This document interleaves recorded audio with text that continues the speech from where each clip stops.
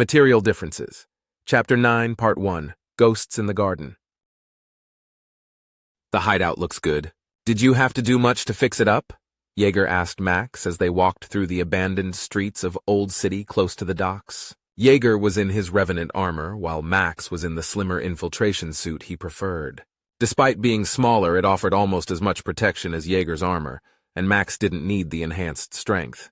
In the interest of keeping a low profile, he had left the bots behind and only taken Spike with him, the small recon bot resting on his shoulder for now. Nope. No one seems to disturb the docks. Probably something to do with angry Absolute Dynamics bots and angry undead ghosts. Max shrugged then, as if he had no idea why that might be. I figure the natural elements are the greater threat. Yeager glanced back at the old Port Authority building that they had set up as a hideout. If they ever had to abandon the compound, this was his first choice of a fallback. It also doubled as a plausible home for a prospector and his family if anyone ever tried to look into Yeager Sherman the engineer. If someone came looking for Yeager Sherman, the Revenant he expected it would involve an army. However, that might be a real threat if his brother-in-law Mark really was alive. He needed to tell Max and Raven what he suspected was going on, but he wasn't sure when that would be.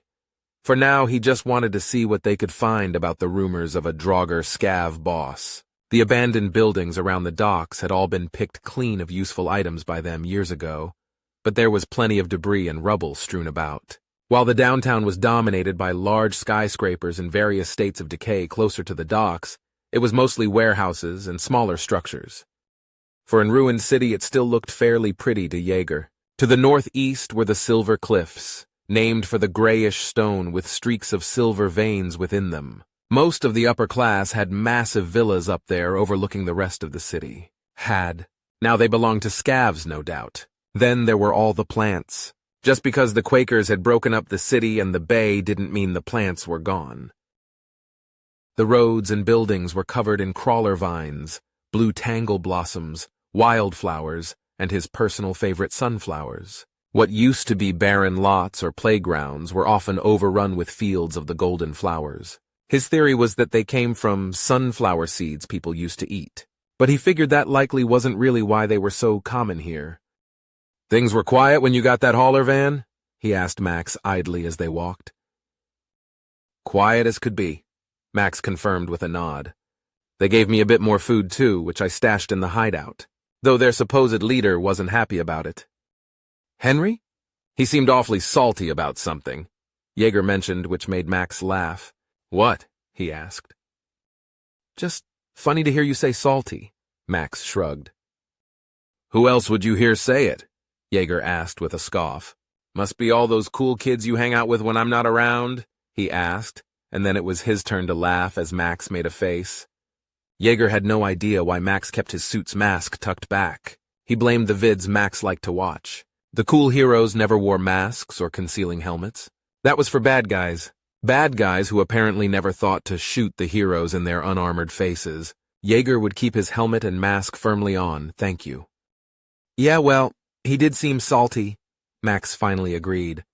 The others were very thankful, but he'd just keep eyeing me when he wasn't looking around suspiciously, like he expected it to be a trap. Probably trying to spot me and my rifle since I told him I'd be watching from afar, Yeager suggested with a shrug. Ha! Why do some civvies think they can spot a sniper? Even a scav sniper wouldn't reveal themselves until they had at least one clear kill shot. If you have to play the spot the sniper game, you're already dead. Max snorted at the idea, which made Yeager smirk as well. Max liked to think of himself as a pro sometimes. Then again, if Yeager had done his job properly, Max really was better trained than any scav in the city. Yeager was about to say something when they both heard the distant scream of a fast mover and looked up in the sky. Two of them looked much like the fighters he saw when he got the satellite core with Raven. Were they here yesterday too? He asked, his original thoughts gone from his mind. I don't know if it was them, but yeah, Max nodded. Didn't think to mention that? Yeager asked with a critical eye at his son, who shrugged it off. They never came in low or anything, just a sweep over the city. He didn't seem to think anything of it, but that was just part of what showed his inexperience.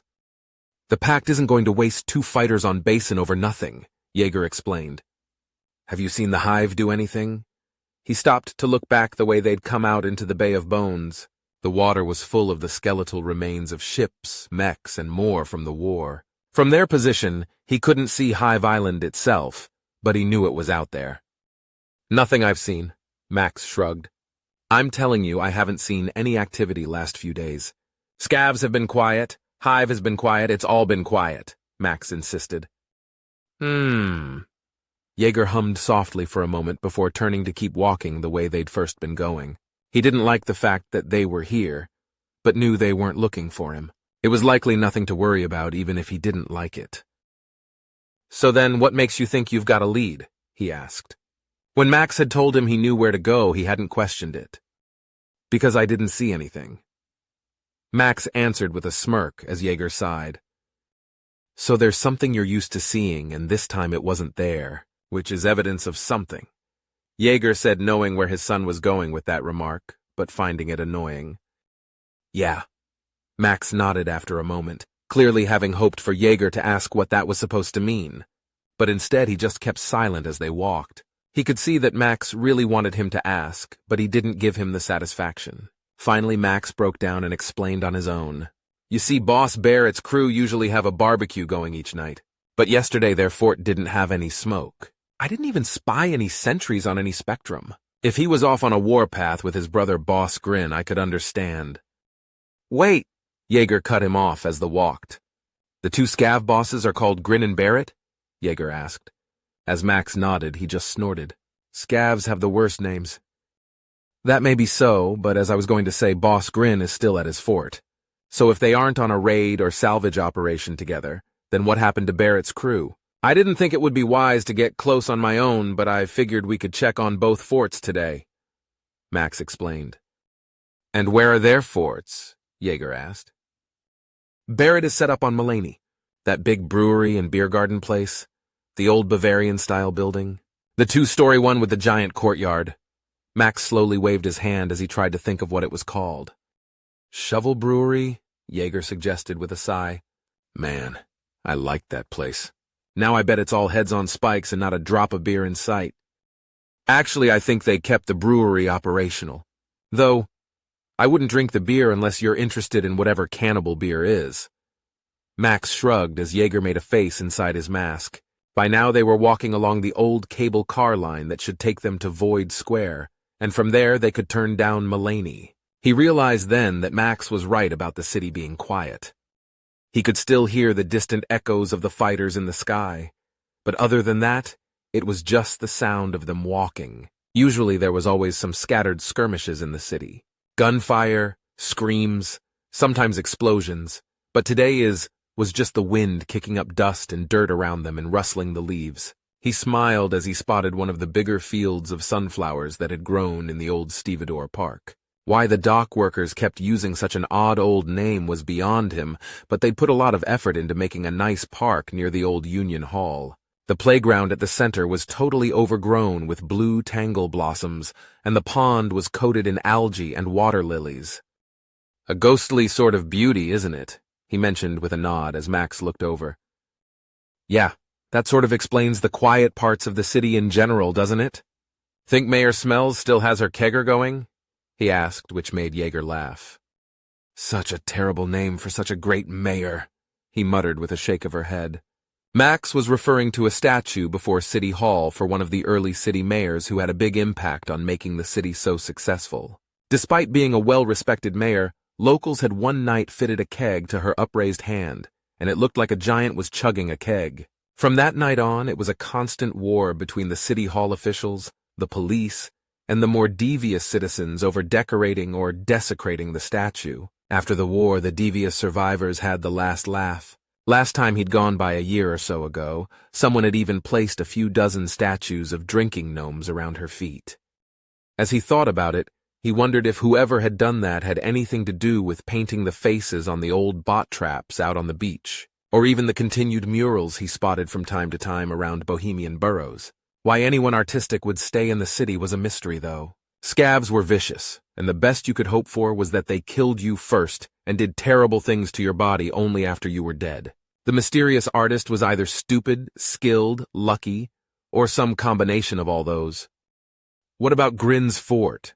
Yeager finally asked, realizing he'd let his thoughts run off with him. Oh, he's more successful. He's the one who runs the Cove. Even as Max told him that, Yeager sighed.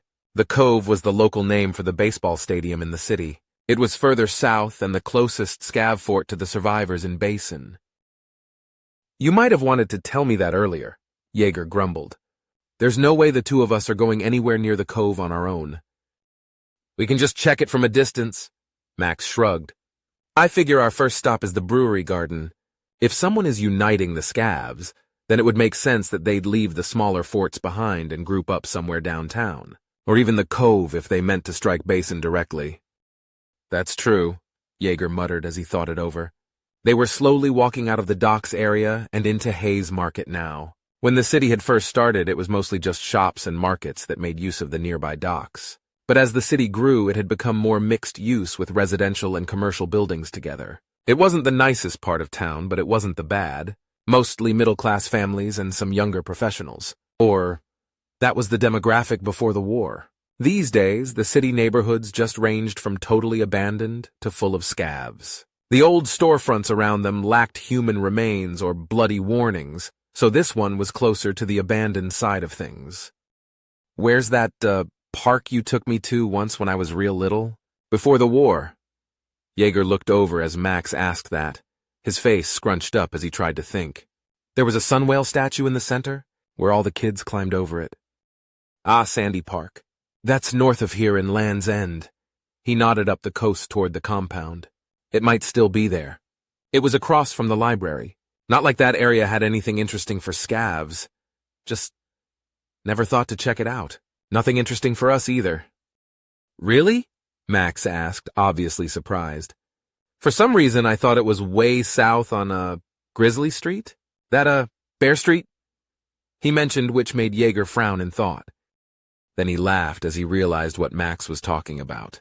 No, you're thinking of, He paused and closed his eyes as he tried to remember the name of that park himself. Mercury Park.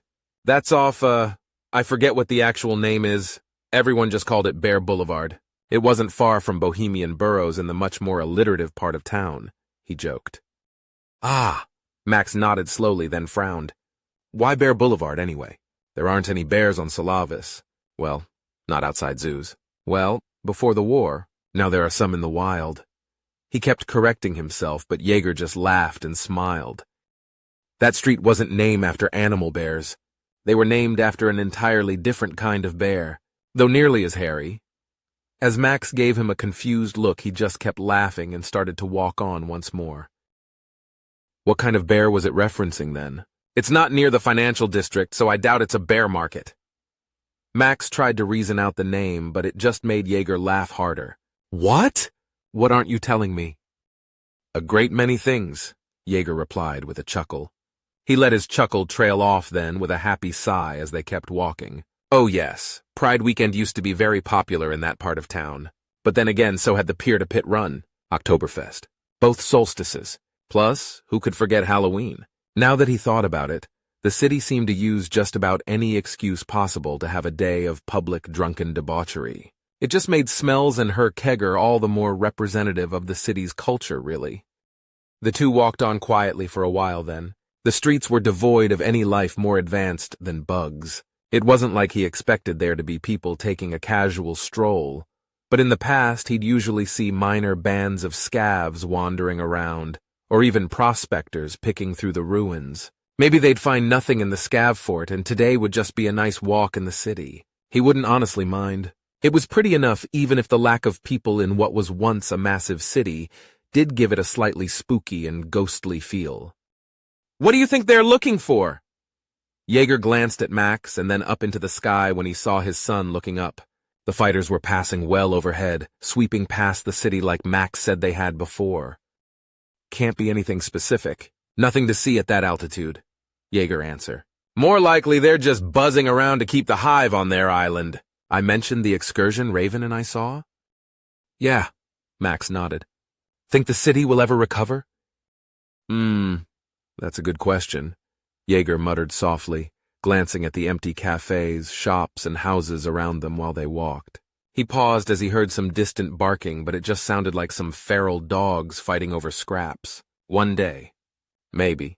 Perhaps not quite what it once was, but maybe. It's still in a great location. The Quakers really ruined most of the buildings, so a lot of it would have to be demolished and rebuilt. Not to mention the scavs, of course. Yeah, how come there are so many scavs anyway? Max followed up. I always think it's strange when I see your old memories of cities. There's so many people, I find it odd. So many people living in one place that apparently were totally willing to be peaceful and, if not friendly, at least they all tolerated each other. Then the war hits, things far apart and suddenly scavs and cannibals crawling all over the ruins. What gives? Jaeger glanced over at his son a moment. He should have guessed Max wasn't fond of cities. He never asked to tag along when Jaeger took Raven to Gullhaven. He'd have to see if it was just unease or something deeper. Well, people are extremely varied individuals, you know. I think some people always had that bit of anarchy in them. The cops, laws, and rules of society kept it at bay, but it lurked deep. So when all those cops, laws, and rules vanished out came the scav. Some people probably didn't know they had it in them but were in a bad situation and just reacted. It's also a matter of statistics. Statistics? How do you figure? Max had slowly shifted to the side of the street and reached out to tap some chimes hanging from an old store awning to make them ring and echo across the empty streets. Well, the city had 1 million people, 2 during the workday. Lots of people. I forget how many exactly, but the greater metropolitan area had 10 million easy. Now, sure, a lot of them likely fled or evacuated, but let's say 10% stayed. That's 1 million people. And then 10% of them went scav. That's 100,000 scavs right there. And those are fairly conservative estimates, I think, Jaeger explained. Wouldn't most of them kill each other off early, though? Max countered. Sure, but then you have others who show up over time. The scavs don't really engage in total war, you know. They fight and skirmish, but it's more likely a boss kills another and absorbs the defeated gang. I know you've seen it, he pointed out. I guess it just seems crazy to me that there could still be so many of them. Were they all criminals or something beforehand? Max asked next, but Jaeger just chuckled at the idea. My money is they're mostly retail workers who finally got the chance to tell the customer what they really thought. When he saw Max's confused expression, he shrugged it off. Most retail workers didn't have great jobs. It would make more sense back then. Even as he said that, he thought back to his experience in the Bitty Bunny toy store. Maybe retail workers still didn't have it good. Perhaps that's where new scavs came from. For the next few blocks, they walked together in silence. Max had to walk around into the center of the street to avoid the wreck of a bus crashed into a storefront. It had end-of-the-world party bus spray painted on the sides as well as other bits of graffiti. He'd checked it out years ago when first exploring the city. There were all kinds of stains inside, mostly puke but no blood. Maybe the partygoers had gone on to become scavs, or maybe they'd fled the city after crashing their ride. There were some strange times at the end of the war. As they got a bit closer to Void Square, there were more parking lots and less houses. The buildings that were around were also getting larger, as they moved from the mom-and-pop operations to the large chain stores. Most of the parking lots they based were empty of anything but sunflowers and weeds finding their way up through the cracked and broken asphalt. But he saw one filled with the burned-out husks of cars. Some people just wanted to wreck things when the end came. Stealing things made some sense to him. But just burning cars? He didn't get it. Oh no. He paused then as he saw the body of a tuxedo cat stretched out on top of one of the cars. Looked like blood splattered all around it. He knew this sort of thing happened in the city, obviously, but the sight of a dead animal like that never sat right with him. He frowned and slowly began to walk towards the car that Cat was laid across. Least he could do would be bury it, somewhere. However, just as he got close, the cat looked up at him, and he jumped back in surprise. Gah! After a moment of mutual surprise at seeing one another, the cat quickly got up and jumped down off the wreck, running off between the husks and into an alley nearby. Behind him, Max was laughing as Jaeger sighed and looked closer at the top of the car the cat had been sleeping on. It was red paint chipped and worn by time, so it looked like splattered blood. I think you spoiled his nap, Max called out as Jaeger walked back towards the main street. Little bastard was just sunbathing. Jaeger shook his head and adjusted the sling of his rifle a bit as he walked back along the street. Did you think someone had killed him and left the body out? Max asked. Something like that. Though, now that I think about it, I should have known better. Anything in the city that killed him would have eaten him. Meat was always in high demand in the city. After Max finished laughing at him, they walked on quietly once more, passing by some of the big shopping centers set up around Void Square, before they finally reached the large open square itself.